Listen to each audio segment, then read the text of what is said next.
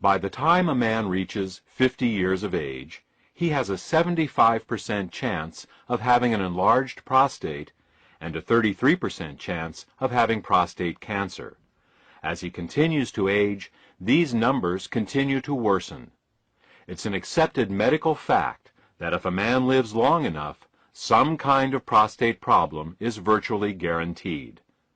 Prostate problems are not, however, inevitable. There are 6 main causes of prostate problems. These are hormonal imbalances, cancer, zinc deficiency, cadmium toxicity, calcification, and infection. In this audio presentation, we will discuss each of these 6 problems in detail, and then for each problem, tell you which natural ingredients are most effective at addressing each particular problem. Should you want a product with all of the ingredients for each of the problems we are about to discuss, they are available in the Endosterol product. Now, let's begin with hormonal imbalances and cancer, as these 2 problems are intimately related. Up until his early 30s, a man produces more testosterone than estrogen. Yes, you heard right. Men produce estrogen. This is natural and is nothing to worry about. Men produce estrogen and women produce testosterone. The difference is that men make more testosterone than estrogen and women make more estrogen than testosterone. It is this predominance of one hormone over the other that is responsible not just for the differences between male and female bodies, but also the differences between male and female personalities.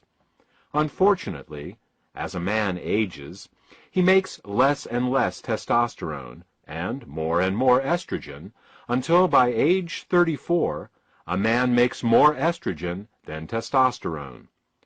I call this a hormonal inversion. This process accelerates with age, so that by the time a man is 60, he makes twice as much estrogen as testosterone, and by age 90, 12 times as much. While somewhere in a man's 50s, this change is officially labeled as andropause, which is the male version of menopause, you can see that the process actually starts in a man's mid-30s. A hormonal inversion can show up in many ways. In the sports world, a man's performance begins to suffer. This is why you don't see many professional athletes at the top of their game past age 40. Muscle size and tone decreases, and fat begins to accumulate. This gives a man a softer, more feminine appearance. In the business world, a man may begin to lose his competitive edge. In relationships, he becomes more passive.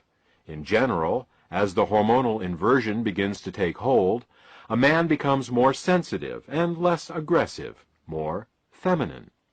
Regardless of how you feel about the effect of female hormones on your personality, the male body doesn't like it at all. In particular, this hormonal inversion wreaks havoc on a man's prostate. Hormonal inversion, or the dominance of estrogen over testosterone in man, is due to 3 actions. First, as a man ages, he makes less testosterone. This is understandable, as all hormones decrease in their production with age. Second, some of his testosterone begins turning into dihydrotestosterone, or DHT for short. This happens courtesy of an enzyme called 5-alpha reductase, whose job it is to convert good testosterone into its evil counterpart, DHT. It's DHT that is the main cause of hair loss and prostate enlargement. Did you ever wonder why baldness is predominantly a male problem? It's because men make more testosterone than women and thus are at greater risk of having more testosterone that turns into DHT. The third cause of hormonal inversion is a bit more bizarre. It turns out that there is an enzyme in a man's body called aromatase, whose function it is to convert testosterone into estrogen, and not just any kind of estrogen, because there are actually 3 different types of estrogen. This aromatase enzyme turns testosterone into the most powerful of the 3 forms of estrogen, namely estradiol. Thus, as a man ages, he not only makes less testosterone, but what little testosterone he makes, his body then turns into DHT and the estrogen estradiol. Now, we already know the DHT causes hair loss and balding. What does estradiol estrogen cause? Aside from feminization of the body and personality, estradiol causes cancer, and most specifically, prostate cancer. So, just what are the odds of this happening to any given man? As we said in the introduction, in terms of prostate enlargement, by age 50, 75% of all men have an enlarged prostate, and by age 50, 33% have prostate cancer. Prostate cancer is the most common non-skin cancer in the United States, and the second leading cause of death from cancer among U.S. men, after lung cancer. As a man gets older, these numbers get much worse, and if a man lives long enough, prostate enlargement and cancer are virtually guaranteed. Medical treatments for an enlarged prostate and prostate cancer often leave men in diapers, unable ever to have sex again. So what do we as men need to do? We need to increase testosterone production, block the enzymes 5-alpha reductase and aromatase, and find some way of dealing with a prostate that has already become cancerous and enlarged. Alternative medicine has identified many natural ingredients that can help us do this, but the best of all of them are beta-sitosterol and ellagic acid. Beta-sitosterol suppresses both 5-alpha reductase and aromatase, so that takes care of DHT and estrogen. In terms of prostate cancer, animals treated with beta-sitosterol had 43% smaller tumors and had 1/2 the rate of metastases over untreated animals. Ellagic acid works by causing cancer cells to actually self-destruct. The technical term for this is apoptosis. Whenever a cell becomes cancerous, our DNA instructs it to self-destruct. This is one of the most powerful safeguards we have in preventing cancer. Unfortunately, some cancer cells manage to block this signal. These are the cells that go on to grow and form tumors. What ellagic acid does is to reinstate the self-destruct signal in these cancer cells. Ellagic acid does this for all cancers, but studies show that it is particularly effective at this for prostate and breast cancers. So, what should we do? Go out and buy some beta-sitosterol and... Well, first, you need a concentrated source of beta-sitosterol, and even the saw palmetto berry, the plant recognized as one of the best sources of beta-sitosterol, contains only 333 parts per million of beta-sitosterol. To get 1 gram of beta-sitosterol from saw palmetto, you would need to have over 6.5 pounds of saw palmetto berries. Furthermore, beta-sitosterol is very poorly absorbed orally. Less than 5% of what you take by mouth makes its way into the bloodstream, and then even less gets to the prostate itself. Thus, to absorb 1 gram of beta-sitosterol a day from saw palmetto berries, you would actually need to eat over 132 pounds of the berries a day. Ellagic acid is found in raspberries and pomegranates, but again, we have the same problem with absorption and concentration. Unless you have the digestive capacity of a 500-pound mountain gorilla, and you spent all day stuffing yourself with saw palmetto berries and raspberries, you would need to get a more concentrated source of beta-sitosterol and ellagic acid. So, the first 2 ingredients we chose to put in endosterol were concentrated forms of beta-sitosterol and ellagic acid. Okay, that takes care of the first 2 problems, hormonal inversions, and cancer. Let's move on to problem number 3. The third cause of prostate problems is zinc deficiency. A zinc deficiency not only causes the prostate to operate less effectively, it can also cause it to enlarge. Different organs in the body have different requirements for elements, and for the prostate, zinc is required. It may sound strange that some organs need more of one element than another, but you already know of the most common example. It's called goiter. While the younger generation may not be as familiar with this, the older generation will be. Goiter is an enlargement of the thyroid gland in the neck due to insufficient iodine in the diet. Iodine is a heavy element, and rain typically washes it out of mountainous soil into the rivers and eventually into the sea. People living near the oceans who eat fish get all the iodine they need, but people who live in the mountains often become iodine deficient and can develop goiter. Of course, this isn't seen much anymore in developed countries where iodine is added to table salt, but it demonstrates the point. Individual organs, or glands, have specific mineral requirements, and when they don't get what they need, they malfunction and can enlarge. Thus, prostate enlargement can be considered prostate goiter. Unfortunately, zinc is not added to table salt like iodine is. This, added to the fact that zinc becomes more difficult to absorb with age, leads to the widespread zinc deficiencies we see today. Keeping in mind that we not only need to supplement with zinc, but deliver it to the body in a highly absorbable form, the third ingredient in indosterol is pumpkin extract, which is high in bioavailable zinc. The fourth cause of prostate problems is cadmium toxicity.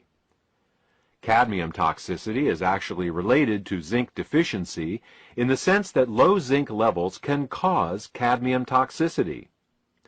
Cadmium is a toxic heavy metal, commonly found in soft drinks, seafood, cigarette smoke, plastics, water softeners, and other places. Cadmium can cause chronic fatigue, hair loss, high blood pressure, arthritis, impotence, and, of course, prostate problems. Cadmium owes its unique ability to damage the prostate to its similarity to the element zinc.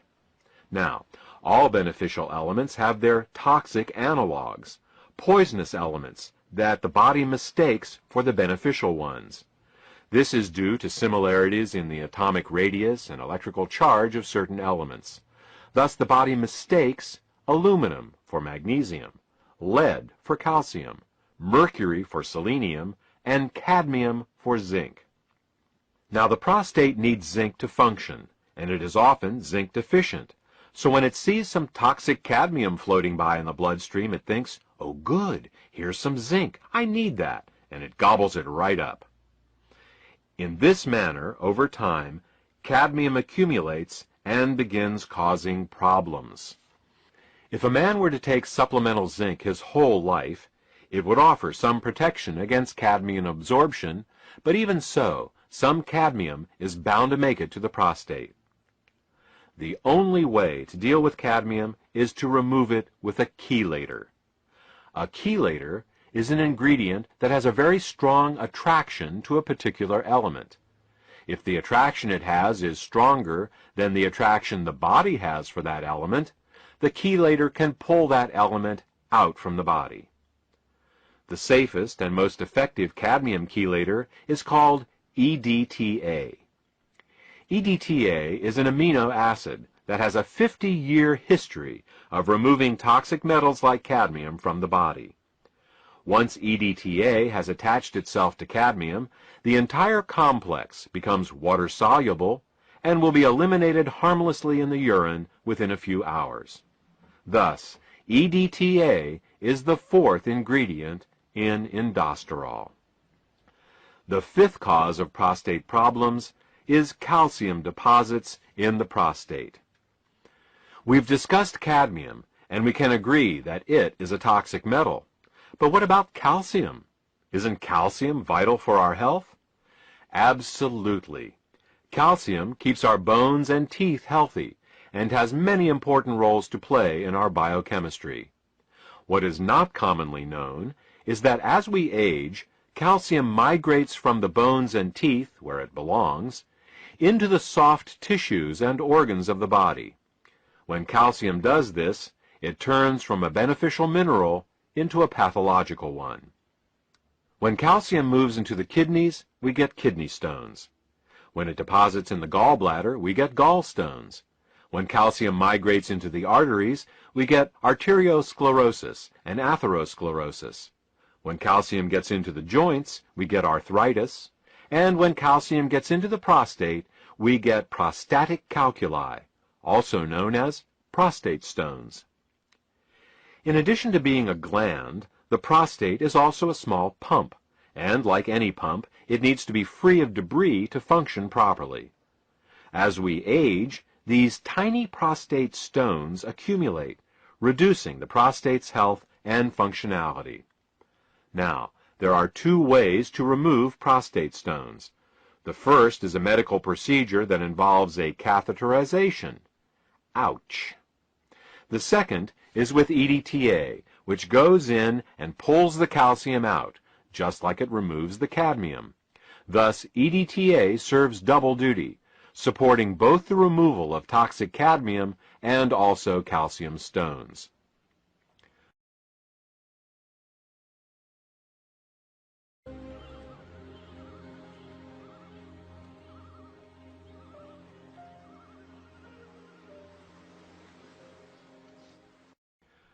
The last cause of prostate problems we will address is that of infection. In addition to cancer, the prostate is susceptible to bacterial, viral, fungal, and parasitic infections.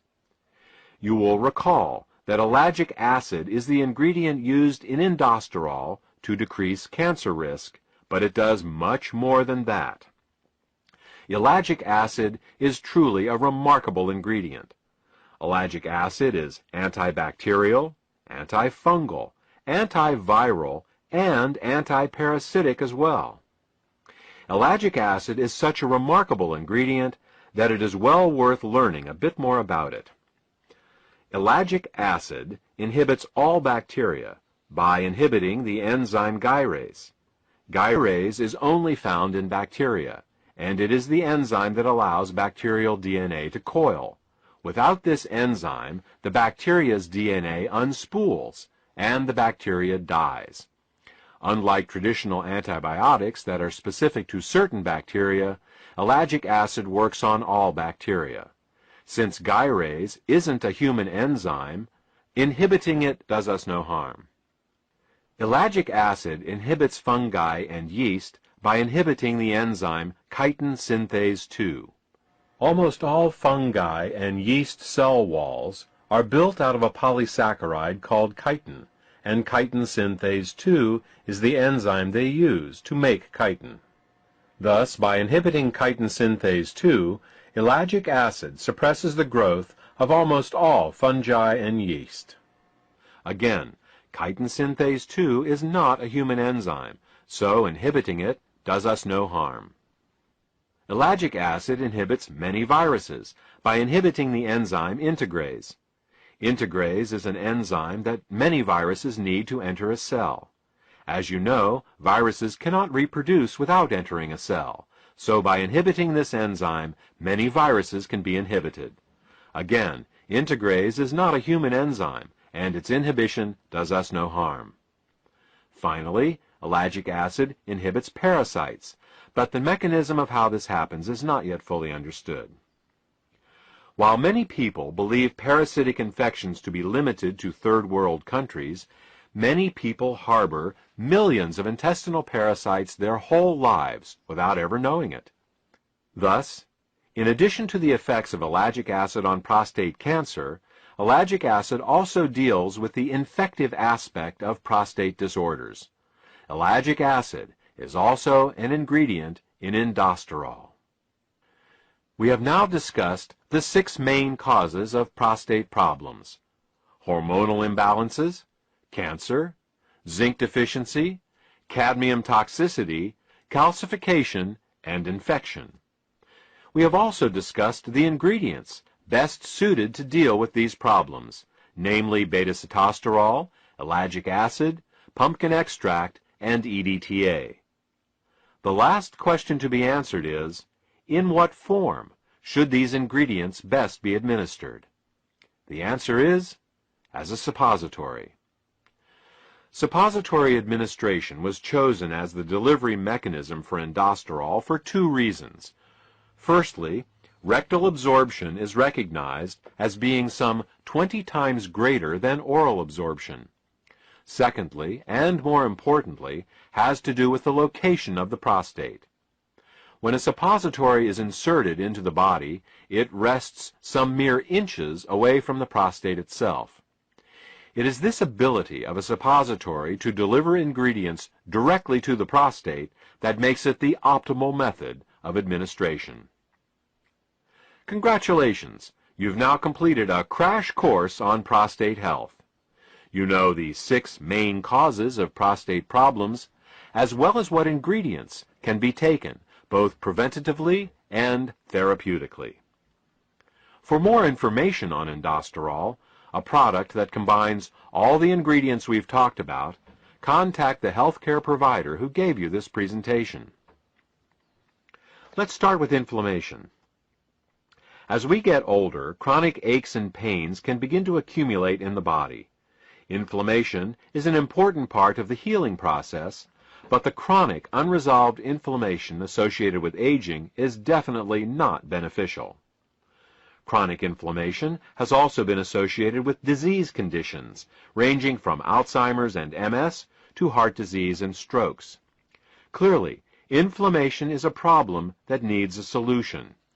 Unfortunately, many of the anti-inflammatory drugs used in the past have had disastrous side effects that have only shown up years later after their initial introduction. This is because pharmaceutical drugs work by overriding the body's natural biochemical pathways. All the pathways in the body are interconnected, and by manipulating one, you always inadvertently apply pressure to others. You can do this in the short run, but over time, it can cause problems. Current examples of this include the terrible side effects found with Vioxx and Celebrex, including increased risk of heart attacks, strokes, and blood clots. The only way we can be sure of avoiding unforeseen side effects is to work with nature, not against it. In nature, the inflammation pathway is controlled through the fats and oils in our diet. Certain oils and fats increase inflammation, and others decrease it. Luckily, nature has supplied us with the saw palmetto plant. Saw palmetto oil works by inhibiting the same lipoxygenase and cyclooxygenase inflammation pathways that the pharmaceutical drugs do, but it does so in a manner that nature intended and is familiar with, that is, through dietary oils. Let's move on to circulation problems. In dealing with circulatory problems, there are two main issues to address, and they are blood viscosity and plaque. Blood viscosity refers to how thick the blood is, how prone it is to forming clots.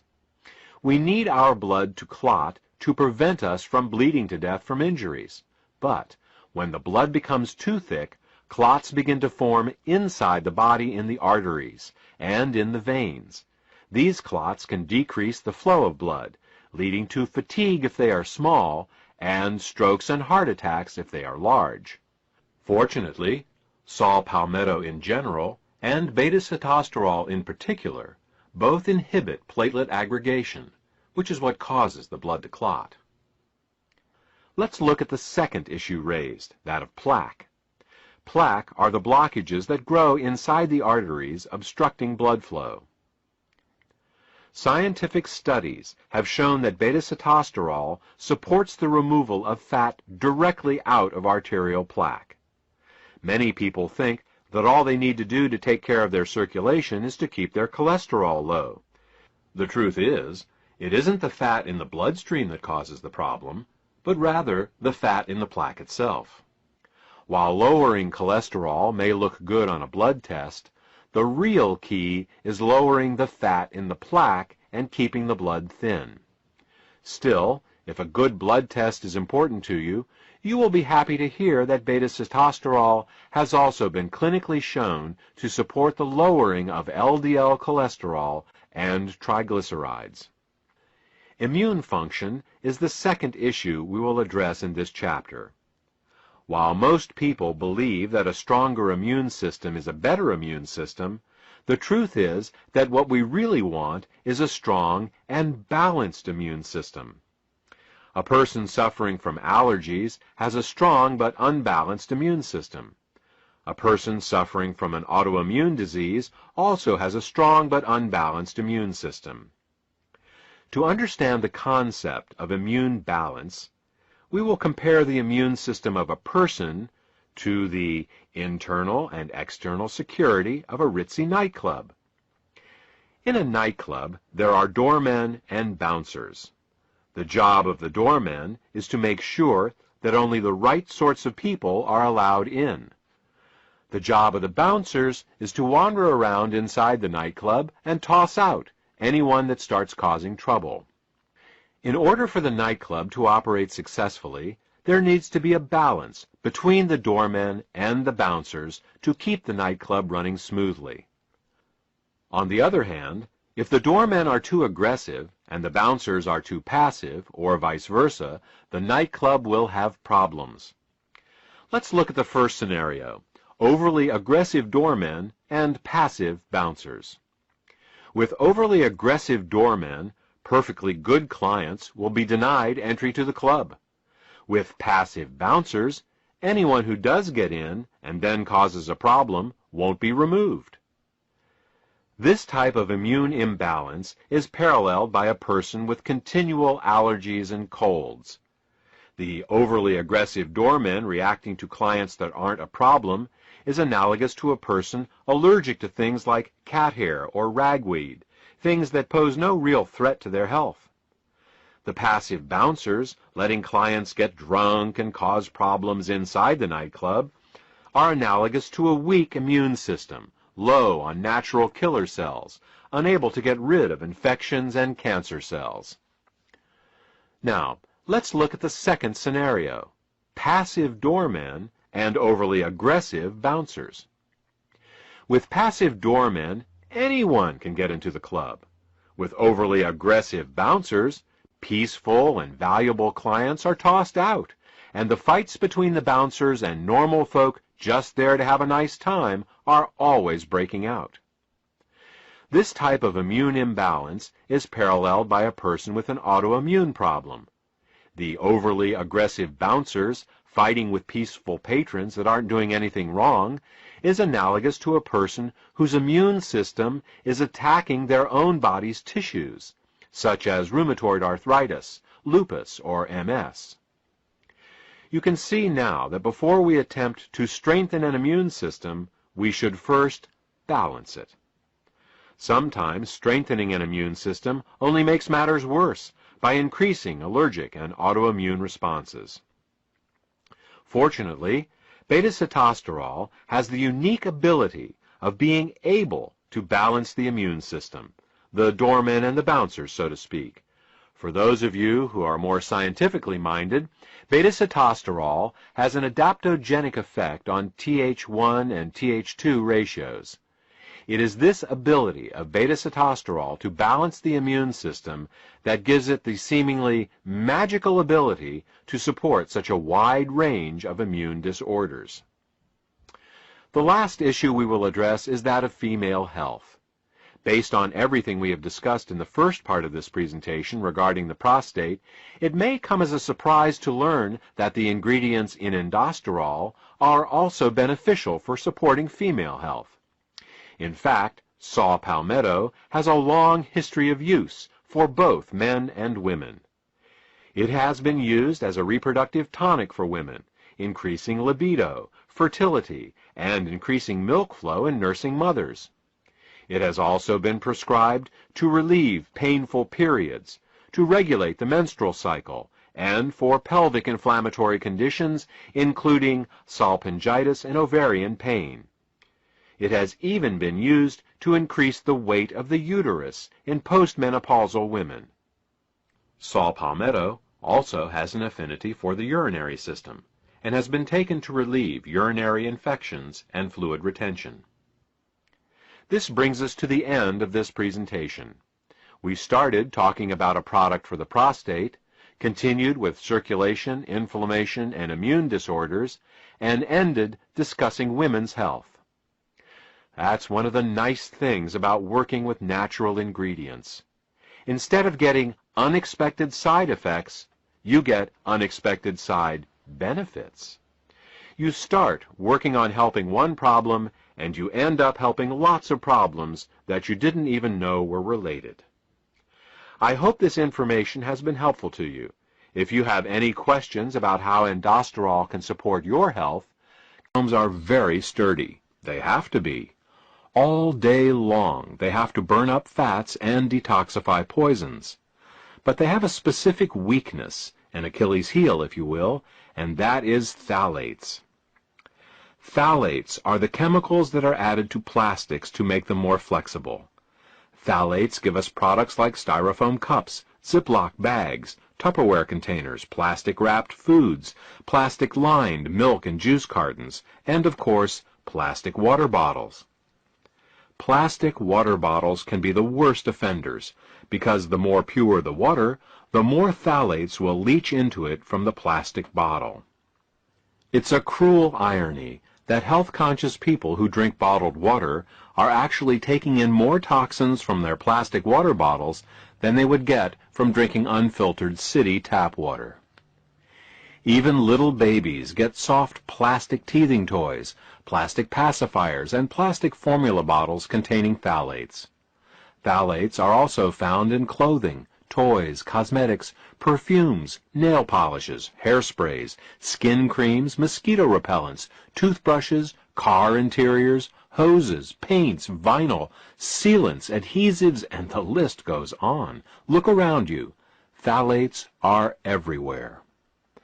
Now, if these phthalates were to stay in their host products, life would be fine, but they don't. You see, phthalates aren't chemically bound to the materials they are added to. They leak into our water, into juice, into milk, and into the foods they are supposedly protecting. They leak out of the clothes we wear and pass into our bodies through our skin. They off-gas from our floors, walls, cars, and furniture, and migrate into our lungs. Once in our bodies, phthalates wreak havoc with our endocrine system, cause birth defects and cancer, damage our mitochondria and liposomes, and, most relevant to this presentation, phthalates poison our peroxisomes. The first signs of phthalate toxicity showed up in the Korean and Vietnam Wars, where injured soldiers would occasionally go into shock and die within minutes of being given blood from plastic IV bottles. Before that time, blood was stored in glass bottles, but in 1948, with the invention of plastic blood storage bags, the military abandoned the storage of blood in glass bottles since they were too easily broken in a wartime environment. Unfortunately, the phthalates leaked from the plastic bags into the stored blood and then were poured directly into those poor soldiers' bodies. Many good men died, not from their wounds, but from phthalate toxicity. Medical researchers, who noticed that a greater number of men died of shock in these modern wars, attributed that fact to the hotter climates, but phthalates were the more likely culprit. Now, peroxisomes can take a lot of damage. In fact, they are specifically built to be able to break down toxic chemicals, but they can't handle phthalates. And these are the very toxins to which we are most frequently exposed. In fact, phthalates are the #1 toxin in the body. An amazing 3 milligrams of them may be absorbed in a single day. Put another way, you will eat, drink, or inhale over 18 teaspoons of phthalates in your lifetime. Many health-conscious people now eat organic foods to minimize their pesticide exposure, which of course is an excellent idea. But what they are unaware of is that phthalates are even more toxic than many pesticides, and that in an average day we absorb many more phthalates than we do pesticides. So, to keep the peroxisomes healthy, the first thing you have to do is to get the plastic out. You can do this by minimizing your exposure to plastics. Unfortunately, avoiding all plastics is virtually impossible in the modern world, which brings us to the second thing we need to do. We need to actively remove the phthalates from our bodies. This can be accomplished in two ways. The first method is to take regular saunas. A certain amount of phthalates can be removed with a good old-fashioned sweat, and this is something each of us should be sure to do at least once a month. Unfortunately, this can only get rid of the phthalates that are in the skin and fat. To get the phthalates out of the deeper internal organs, we need to employ another technique. To get the deep-seated phthalates out of the body, we need to use our innate glutathione detoxification system. Glutathione is the body's main detoxifier, and, fortunately, it can remove phthalates. Outside of detoxifying poisons, the main function of the peroxisomes is to burn fat. So, when our cells sense that fat and oil consumption has increased, they produce more peroxisomes to help metabolize them. Likewise, if they sense that less fats and oils are being consumed, they decrease in number. One of the main ways that our cells determine how much fat and oil we are consuming is to monitor the level of sitosterols in our body. Since sitosterols are always found in fats and oils, this gives the cells a way to determine the amount being consumed, and then to increase or decrease peroxisome production accordingly. This peroxisome regulation system worked flawlessly, right up until the time fats and oils began being mass-produced in the last century. You see, fat and oil production companies don't like sitosterols.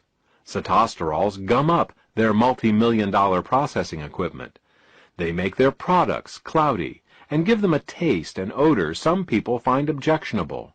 They also cause their products to have a shorter shelf life. So what did these companies do? You guessed it. They filtered out all the sitosterols from their products. So what happens when you eat these unnatural sitosterol-free foods? The cells are misled into thinking that the fat and oil consumption is much lower than it actually is. Over time, this causes a decrease in the number of peroxisomes. Since peroxisomes burn fat in the cells, less peroxisomes mean less fat-burning capability. This can cause fat to be put in storage around the body, and not just in the thighs and around the waist. In fact, fat can accumulate virtually anywhere in the body. When fat accumulates in the arteries, it is called atherosclerosis. Fat accumulation under the skin is called cellulite.